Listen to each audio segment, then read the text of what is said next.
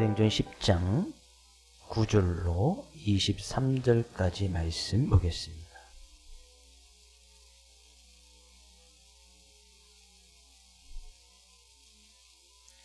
사도행전 10장 9절로 23절, 제가 1절, 여러분이 1절 함께 교독하겠습니다.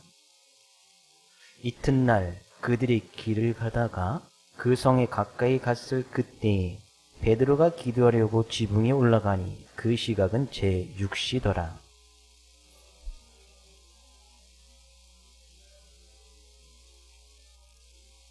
하늘이 열리며 한 그릇이 내려오는 것을 보니 큰 보자기 같고 내기를 메어 땅에 들이웠더라.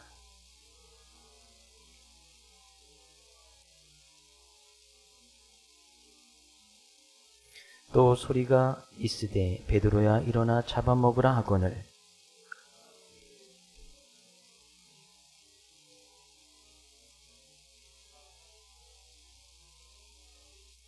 또 두 번째 소리가 있으되 하나님께서 깨끗하게 하신 것을 내가 속되다 하지 말라 하더라.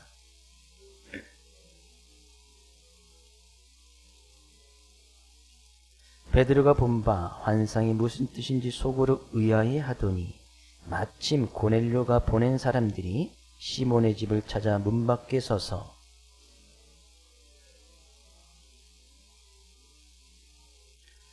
베드로가 그 환상에 대하여 생각할 때에 성령께서 그에게 말씀하시되 두 사람이 너를 찾으니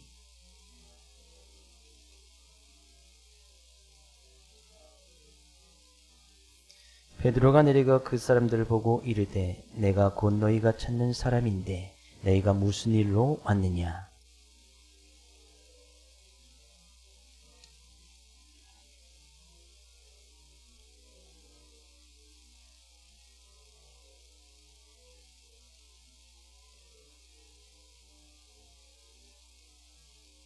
함께요. 베드로가 불러들여 유숙하게 하니라. 아멘. 한 중년의 남자가 아내 손을 잡고 비뇨기과 병원을 찾아갔습니다. 의사가 묻습니다. 어떤 일로 오셨습니까? 남자가 더 이상 아이를 못 갖게 수술해 주세요. 그런 거예요. 그 의사 선생님이 묻습니다. 아내는 찬성하셨습니까? 아내가 대답하기를 네, 찬성했습니다. 그러니까 의사 선생님이 그럼 아이들도 찬성했습니까? 그럼 보니까 남자가 머뭇거리면서 네, 찬성 9, 반대 하나로 수술하기로 했습니다. 그랬다는 거예요. 이해가 안 되시는 건데 너무 부러워. 찬성 9, 반대 1명. 그럼 10명의 자녀가 있다는 거 아니에요. 너무나 부러우면 지는 건데 하나님께서 저에게 1명밖에 주셨고 요즘 더 애절하게 부러움이 자녀들이 많은 사람들이 너무나 부러워요. 두 명만 돼도 부럽고 대단한 애국자 아니에요. 10명의 자녀가 있다는 건 애국자예요. 그래서 아마 이런 사람들은 아마 국가에서 포상금도 주고 그렇게 해야 될 것 같아요. 10명이 있다면. 오늘 이제 10장에 있는 말씀, 10장에 있는 사도행전 10장에 있는 말씀이 왜 중요한 사건이냐 우리가 좀 더 자세하게 좀 살펴보고 있는데요. 이 사도행전 10장은 이제 정통 이스라엘 유대인이었던 베드로 사도에 의해서 이방인에게도 이제 이스라엘 민족이 아닌 이방인에게도 구원의 복음이 흘러가는 아주 이제 최초의 사건이었기 때문에 아주 중요한 말씀이 사도행전 10장이에요. 그러니까 사도행전 10장은 10장 이전과 10장 이후로 나뉠 수가 있습니다. 근데 사도행전 10장에 와서야 하나님의 말씀의 복음들이 특히나 이제 선민의식이 있던 사람들이 이스라엘 민족 아니에요. 하나님께서 자기들의 백성을 민족을 선택했다라는 이런 자부심을 갖고 있는 사람이에요. 그래서 이 복음의 말씀이 자기 민족에게만 증거되고 하나님께서 택하셨던 이스라엘 민족만 구원의 대상임을 그런 의식을 갖고 있었어요. 특히 베드로도 유대인이었고 이스라엘 민족이었고 예수님의 제자였지만 예수님의 그 말씀을 아직 잘 깨닫지 못하다가 10장에 와서야 베드로가 그것을 깨닫게 되어지는 거예요. 그래서 그 이후부터는 이제 사도들이 제자들이 이스라엘 민족이 아닌 다른 이방민들도 하나님께서 구원의 대상, 그들도 구원받아야 되는구나 하면서 이제 복음을 막 증거하고 다녔던 것이 10장 이후의 말씀이에요. 그래서 사도행전 10장이 얼마나 중요한지 모릅니다. 지난 시간에 이방인이었던 가이사랴 지방에 있던 백부장 고넬료가 환상을 보게 되어지죠. 그가 기도와 구제하는 것이 하나님께 상달되어서 기념비로 세워졌음을, 그래서 하나님께서 그것을 기억하시고 또 이 욥바에 있는 이 베드로를 청해서 베드로를 청하라는 그런 말씀을 직접 듣게 되어집니다.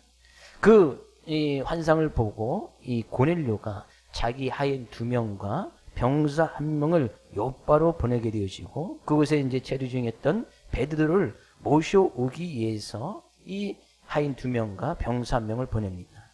근데 이 고넬료도 경건한 사람이었고 그 명을 받았던 이 병사도 경건한 사람이었다라는 것을 우리가 지난 시간에 살펴보았습니다. 결국에 이제 경건한 사람이라는 것은 하나님을 잘 예배하고 또 하나님을 섬기고 하나님의 뜻을 잘 쫓는 사람을 의미하게 되어지는데, 이 경건의 삶의 모습이 고넬료뿐만 아니라 그의 부하에게서도 이루어지게 되어졌고, 그래서 하나님의 그런 경건한 모습, 하나님을 경외하는 그런 경외의 모습 속에서 경건의 삶이 나오고, 그 경건의 삶의 모습을 통해서 어떤 그들에게도 하나님의 복음의 말씀이 들어가게 되는 것을 보게 되어져요.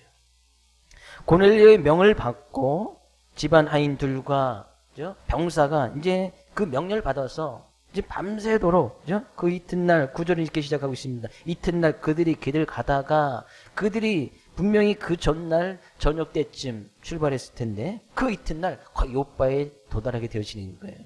가이사랴와 욥바의 거리는 50km가 좀 넘는 그런 지역입니다.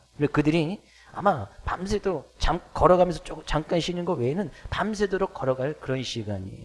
왜냐하면 그때 그들이 막 길을 걸어가면서 이제 욥바라는 지역에 거의 도착했을 때에 그때 하나님께서 베드로에게 기도하려고 지붕에 올라갔는데 그 시간에 제6시더라. 제6시는 정오 난 12시를 이야기합니다. 그러니까 그때쯤 도착했다는 거예요. 그러면 그들이 그 전에 명을 받아서 고넬료가 환상을 본 곳이 제9시니까 오후 3시쯤 되잖아요. 오후 3시쯤 돼서 그때 바로 이들에게 명해서 바로 출발했다 하더라도 거의 밤새도록 걸어가야 될 수 있는, 잠깐 한두 시간 쉬는 거 외에는 계속해서 걸어가야만 밤낮 12시쯤 도착한다는 얘기죠. 근데 그 이튿날 아직 이들이 당도하기 전에 이제 베드로가 유숙하고 있던 그 무두장의 집에 당도하기 전에 하나님께서 갑자기 베드로에게 이 기도하려고 기도하게끔 하는 마음을 주시고, 그 마음을 받아서 베드로가 무두장의 집 지붕으로 올라가서 거기서 하나님께 기도하는데 난 12시에 기도하게 되어지는 거예요. 근데 그곳에서 이제 환상을 통해서 하나님의 음성을 듣게 되어지고, 베드로는 그 이방인에 대했던 자신의 편견을 버리고 자신을 찾아온 세 사람의 말을 듣고 자신이 청하는 고넬료의 요청을 수락하게 하게 되는 그런 사건이 이제 오늘 우리가 읽었던 본문의 말씀입니다. 네, 잘 생각해 보면 지금 가이사랴 백부장이 있던 가이사랴 지방에서 지금 하나님께서 역사하고 계시잖아요. 그러니까 고넬료를 통해서 환상을 보여주시고 고넬료에게 말씀을 주고 계시던 그 하나님께서 그 이튿날은 이제 그 명을 받았던 사람이 도착하기 이전에 하나님께서는 베드로를 통해서도 말씀을 주시고 갑자기 기도할 수 있는 그런 마음까지도 불어넣으셔서 그 베드로에게도 지금 말씀하고 계신 거예요. 보통 유대인들의 당시의 정규 기도 시간은 하루에 3번을 그들이 기도했는데 정오 시간은 그들의 정규 기도 시간이 아니에요. 그들은 이제 당시의 기록에 가서 보면 그들이 하루에 3번 했던 기도 시간은 이른 아침, 해가 뜨기 전, 그리고 오후 3시, 그리고 황혼역, 해가 질 때, 이렇게 하루에 3번씩 기도했다는 그런 기록이 있습니다. 그러니까 낮 정오는 그들이 정규 기도 시간이 아니었단 말이에요.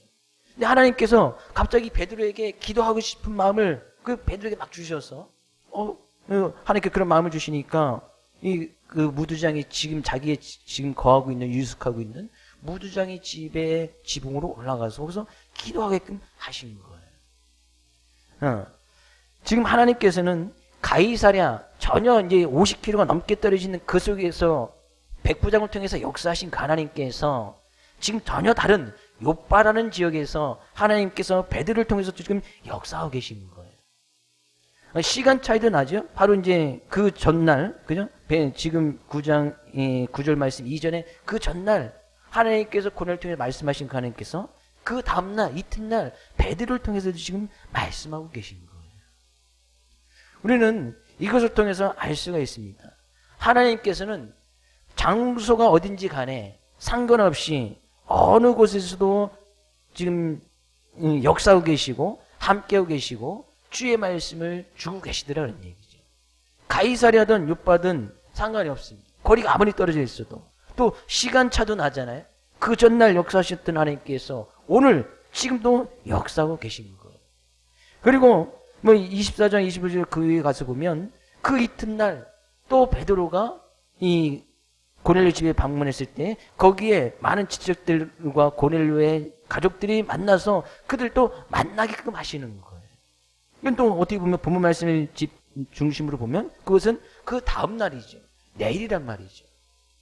제가 무엇을 말씀을 드리고 싶은 거 아니냐면 하나님께서 이 놀라운 사건을 하나님께서 주관하시고 또한 치밀하게 계획하셔서 하나님께서 그 일을 이루어 가시는 그 하나님을 우리가 볼 수 있는데 그 하나님은 어제도 역사하고 계시고 오늘도 역사하고 계시고 내일도 역사하실 분이라는 사실이에요.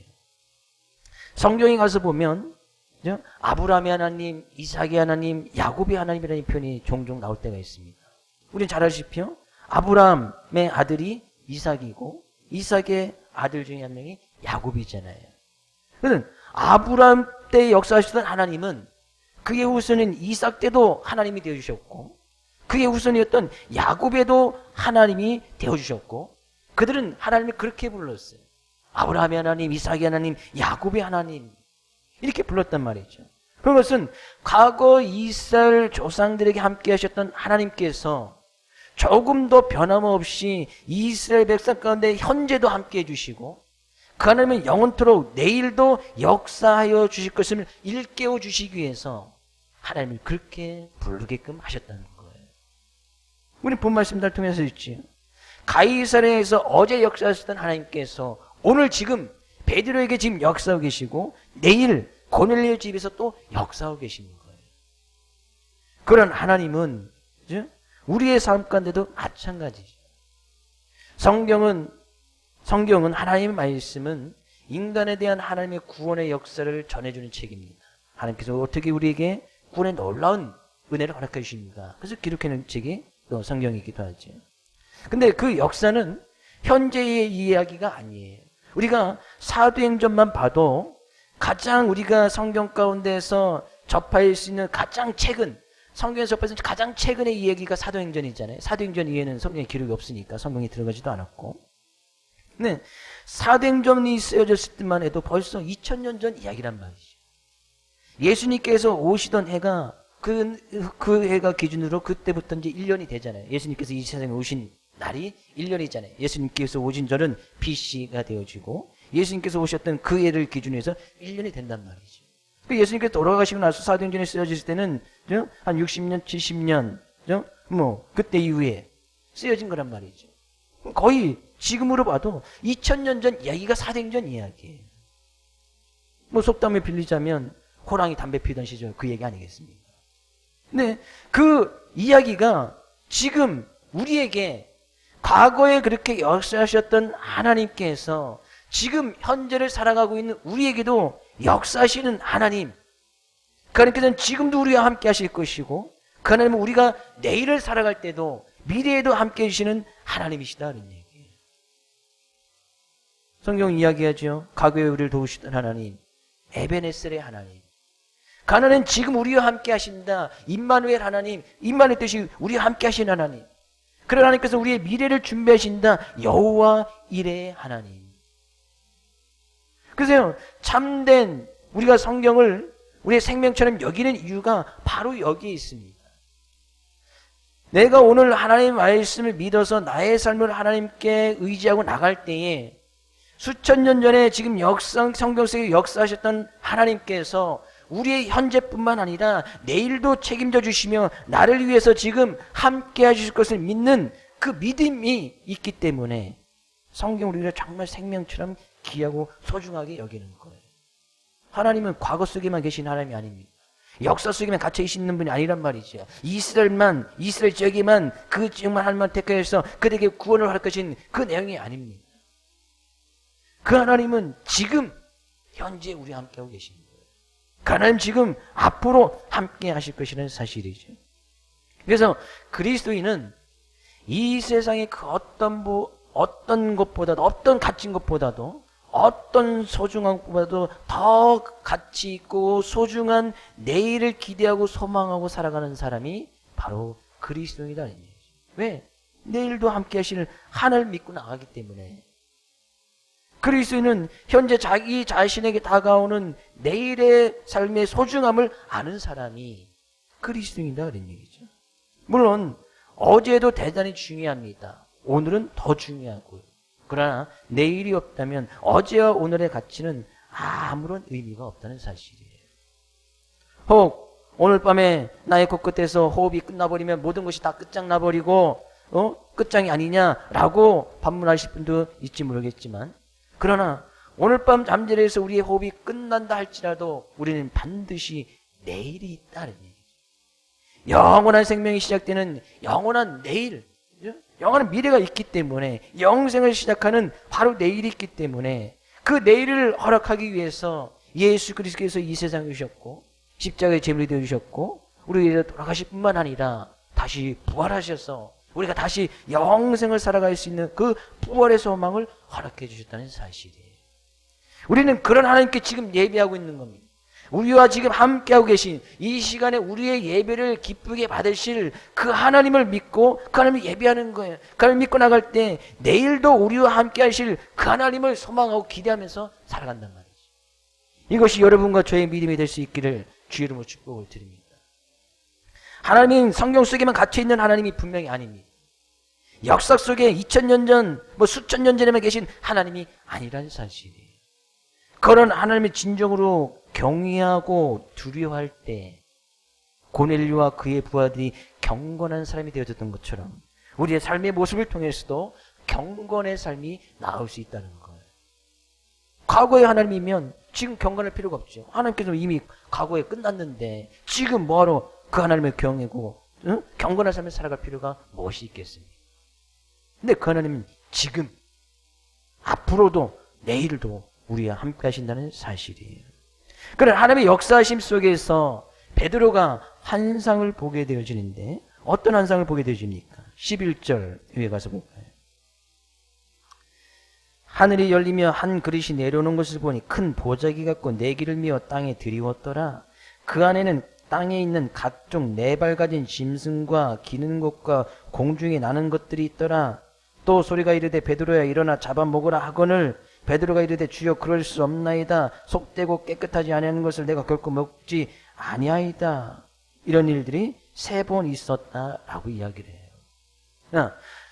갑자기 기도하는 마음을 주셨던 베드로가 무두정의 집에 옥상에 올라서 기도하는데 하나님께서 환상을 하나 보이시는데 하늘에서 보자기 같은 큰 그릇이 내려오는데 거기에는 도저히 이제 사람들이 잡아먹을 수 없는 성경에 이제 기록되어 있는 부정한 짐승들, 새들, 그죠?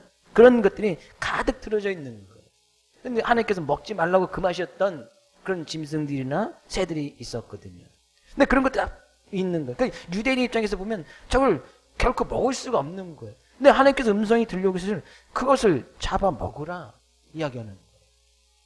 아니 베드로는 이 속되고 깨끗하지 않은 것을 나는 먹을 수가 없습니다. 철저한 유대인의 입장에서 구약에 있는 말씀을 딱 바라보니 이것은 도저히 먹을 수가 없는 거예요. 나 이것은 먹지 않겠습니다.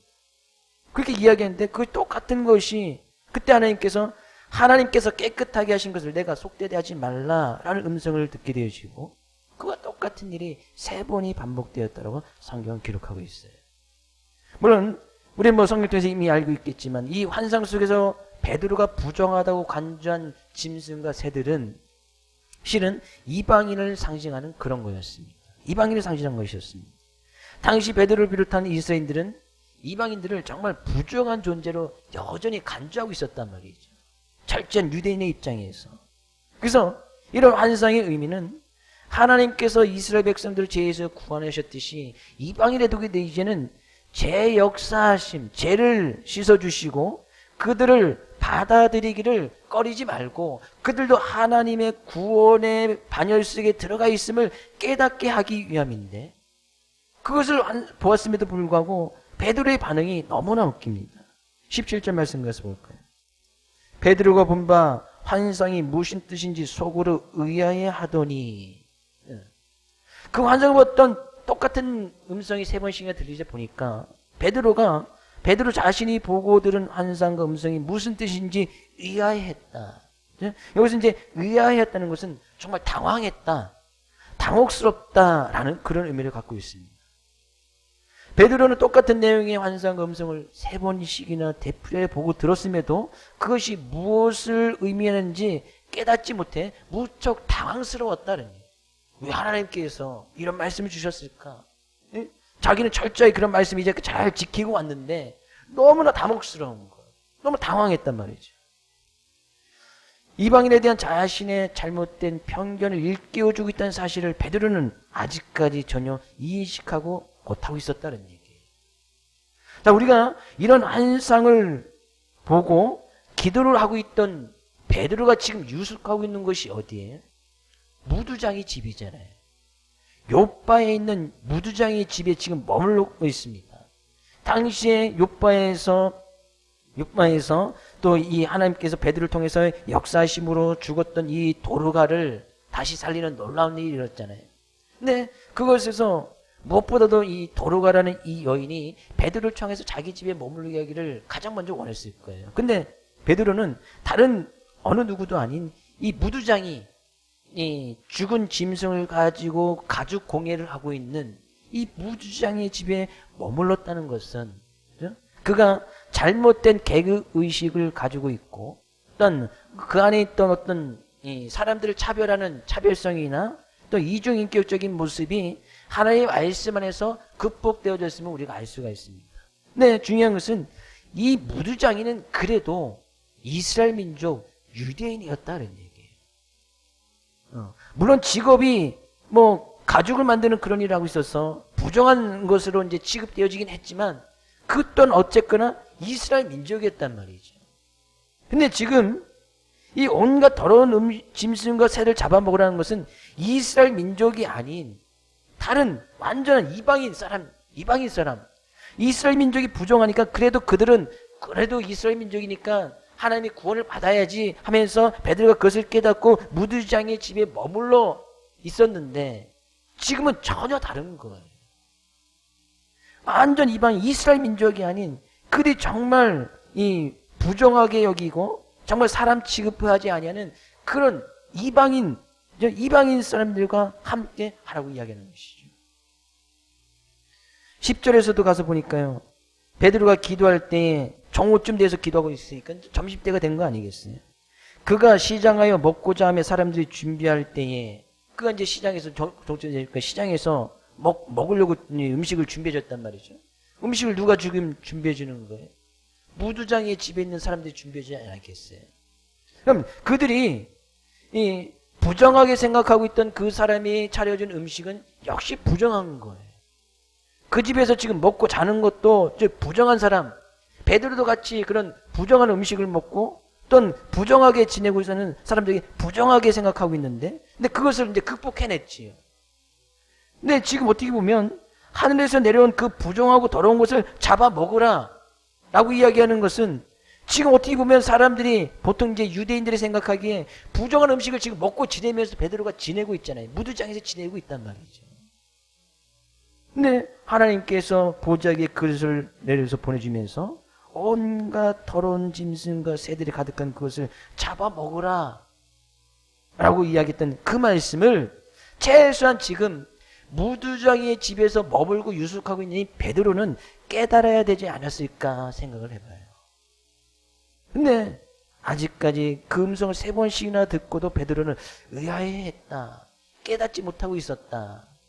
유대인의 입장에서 지금 베드로 보면 그 또한 지금 부정한 사람이고 부정한 음식을 먹고 있고 부정한 사람 취급당하고 있음에도 불구하고 그런 음식이 내려왔을 때 그것을 잡아먹으라 이야기했으면 베드로는 최소한 깨달아야 되지 않았을까? 하나님께서 부정한 사람 취급받고 있는 이제 이방인에게도 하나님의 말씀을 증거되어서 그들에 대한 잘못된 인식을 좀 깨트리고 그들에게도 구원의 복음의 말씀이 증거되어져야 되는구나 라는 그런 말씀을 깨달았으면 얼마나 좋겠어요. 근데 여전히 지금 아주 철저하게 베드로는 같은 이스라엘 민족 안에서 부정한 사람들은 그래도 그 편견을 깨서 그들도 구원을 받아야 되는구나 이런 편견적인 의식은 깨어졌지만 여전히 이방인에 대해서는 다른 이방인에 대해서는 그 편견이 극복되지 못하고 있음을 우리가 알 수가 있습니다. 그럼 우리가 여기서 이제 알 수 있는 사실이 그거예요. 사람에 대한 편견이 타파되는 것이 얼마나 어려운지 우리는 알 수 있는 거예요. 내가 같은 무두장에 대해서는 그 편견이 깨졌다 할지라도 이방인에 대한 편견 이것 또한 극복하는 것이 쉽지 않은 거예요. 그러면 내가 이 사람에 대한 옆에 있는 사람에 대한 편견을 깬다 해서 다른 사람에 대한 편견도 같이 깨지는 것이 아니란 말이에요. 다른 사람들에 대한 편견을 타파하는 것이 그만큼 힘들고 어려운 것임을 우리가 알 수가 있어요. 내가 이 사람에 대한 편견을 깼으니까 모든 사람에 대해서 내 편견을 다 극복할 수 있겠지. 그런 것을 의미하는 것은 아닌 거예요. 근데 이 베드로가 어떻게 그 환상과 음성의 의미를 깨닫고 이방인에 대한 편견까지 극복하게 되어졌는가?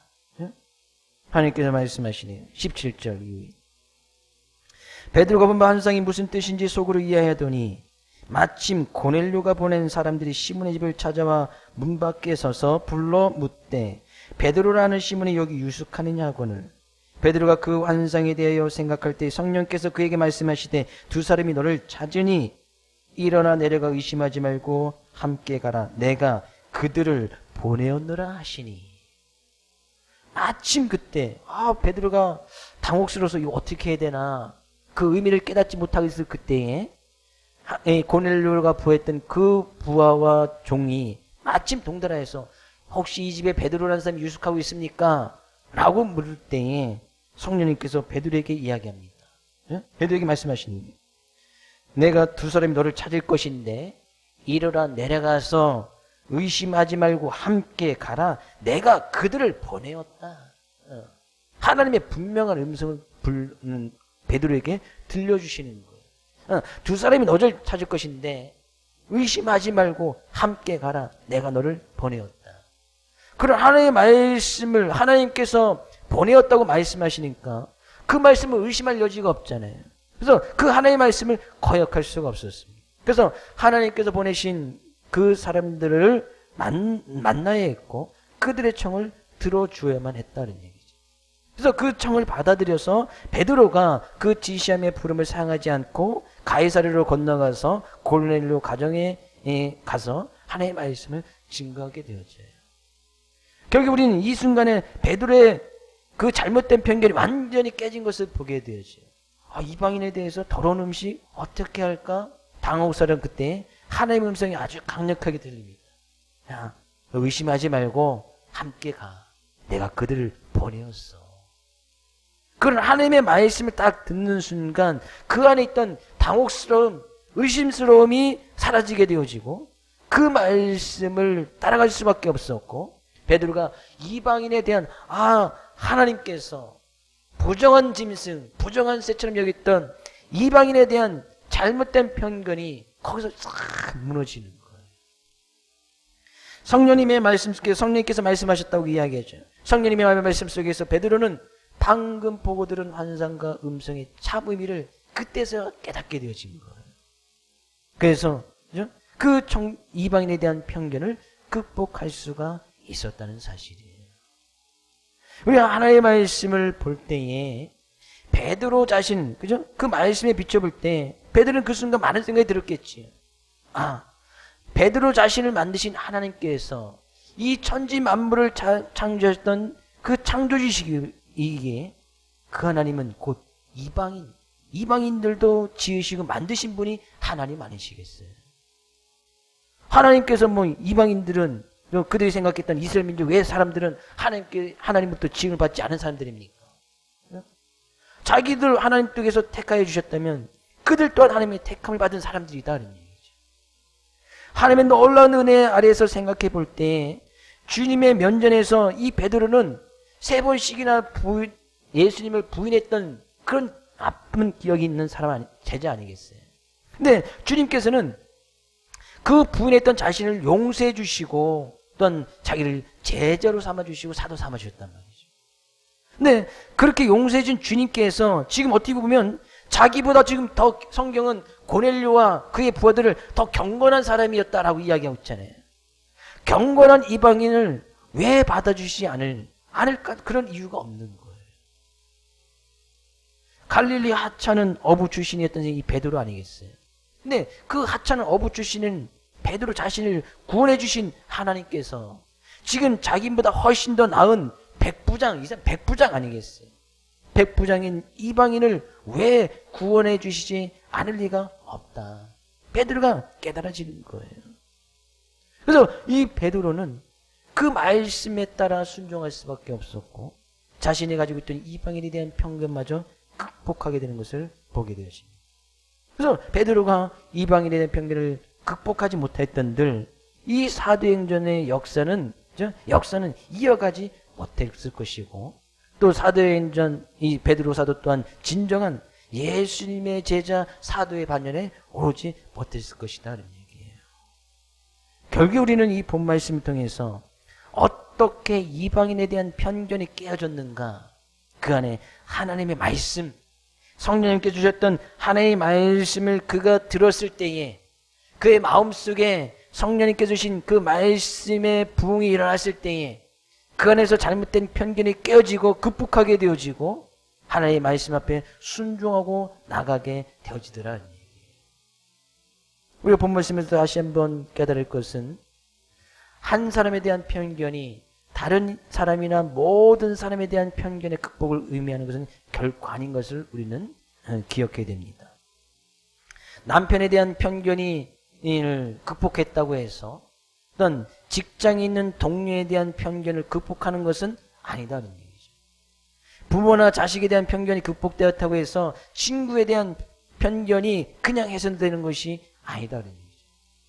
어떻게 그 편견이 깨어질 수 있는가? 다른 사람의 이 편견을 내가 깨어질 수 있는가? 이것은 저절로 되는 것이 아니에요. 베드로처럼 그 안에 하나님의 말씀, 세상의 모든 인간을 창조하셨던 그 하나님의 말씀, 세상의 모든 죄인들이 다 구원받기를 원하시는 그런 하나님의 말씀이 임하게 되어지고 성령님께서 주신 그 말씀, 성령님께서 주신 말씀에 성령님의 인도하심, 성령님께서 우리 안에 깨닫게 하신 그 성령의 조명 아래에 있을 때에 그때서야 비로소 이 편견이 깨어지고 또 그들과 함께하는 많은 사람들이 더불어 함께 살아갈 수 있다는 사실이에요. 그래서요, 성숙한 그리스도인이 된다는 것은 한 사람이라도 더 많은 사람과 바른 관계 속에서 더불어 살아가는 것을 우리는 분명히 아셔야 됩니다. 왜? 그것을 때문에 편견이 깨지니까 그 사람과 바른 관계를 유지할 수 있겠지. 그래서 내 주변에 그런 바른 관계를 유지하는 사람들과 함께 더불어 살아가는 사람이 점점 더 많아지는 것, 이것이 성숙한 그리스도인이에요. 내가 어느 사람에 대해서 편견을 가지고 있으면 그 사람과 올바른 관계를 유지할 수 없겠지. 그럼 내가 그 사람에 대해 잘못된 편견을 갖고 있는데, 편견을 갖고 있는데 그 사람을 만날 수 있습니까? 그 사람을 만나서 예수 그리스도에서 복음을 증거하겠습니까? 할 수가 없는 거예요. 여기서 잘못된 편견은 그 사람에 대한 어떤 미움, 그 사람의 잘못된 오해, 이런 것을 가지고 있어서 그 사람을 바라보는 시선이 그릇되어져 있다면 그 사람과 올바른 관계를 유지할 수가 없는 거예요. 그러니까 내가 성숙한 그리스도인이 되었다, 내가 나의 믿음이 자라났다, 내가 참된 예수 그리스도의 제자의 모습으로 살아간다는 것은 내 주변에 한 사람이라도 더 많은 사람과 올바른 관계를 유지하면서 그들의 편견에 극복해 나가고 그들에게 하나님의 말씀을 증거해서 하나님의 말씀의 인도함으로 그들을 인도하는 그런 사람들이 성숙한 그리스도인이라는 얘기예요. 그래서 저는 우리 사랑하는 모든 성도님 삶 가운데 여러분 삶의 모든 주변에 있는 모든 사람들과 바른 관계, 올바른 인간관계를 맺어서 살아갈 수 있기를 주의 이름으로 축복을 드립니다. 여러분과 바른 관계를 맺은 사람들이 얼마나 많아요. 올해는 10명이었다면 내년에는 한 명 더 늘어나고 그 다음에 또 한 명 더 늘어나고 한 명 더 늘어나고. 근데 이것이 어떻게 깨어지는가, 어떻게 이런 일이 날 수 있는가? 베드로의 10년 가운데 성령을 통해 주신 하나님의 말씀이 그의 10년 가운데 흥황하여지고 그 말씀의 부흥이 일어날 때 그때서야 비로소 다 깨어져 버리는 거예요. 결국에 우리는 하나님의 말씀이 우리 안에서 다시 새롭게 흥황되어져야 된다. 하나님의 말씀이 흥황하여 더하는 교회, 우리의 10년 가운데 잘못된 편견을 깨어져 버리고 사람들에 대한 올바른 관계를 맺어가서 사람들과 함께 이 형제도 이 사람도 이 이웃도 하나님의 구원의 반열 속에 들어야 되는구나 깨달아서 그들에게 복음을 증거하고 나가는 그런 모습들이 내 안에서 하나님의 말씀이 더욱더 흥황해졌다, 하나님의 말씀이 더욱더 부흥되어졌다는 그런 사실이에요. 오늘은 이런 기회 말씀을 통하여서 다시 한번 여러분의 삶 가운데 마음속에 하나님의 말씀이 더욱더 흥황하여지기를 주의 이름으로 축복을 드립니다. 하나님의 말씀이 더욱더 회복되어지고 하나님의 말씀이 더욱더 부흥할 수 있기를 주의 이름으로 축복을 드립니다. 그때 우리의 잘못된 생각, 우리의 그릇된 생각, 편견들이 깨어지며 우리 주변에 올바른 관계를 맺어가는 많은 사람들이 함께 더해질 줄로 믿습니다. 한 주간 너희 말씀을 가지고 힘과 능력이 되어지고 주님의 말씀 가운데서 참 우리를 구원하여 주신 놀라운 그런 주님의 은혜에 감사함으로 나가는 귀한 한 주간 될 수 있기를 주의 이름으로 축복을 드립니다.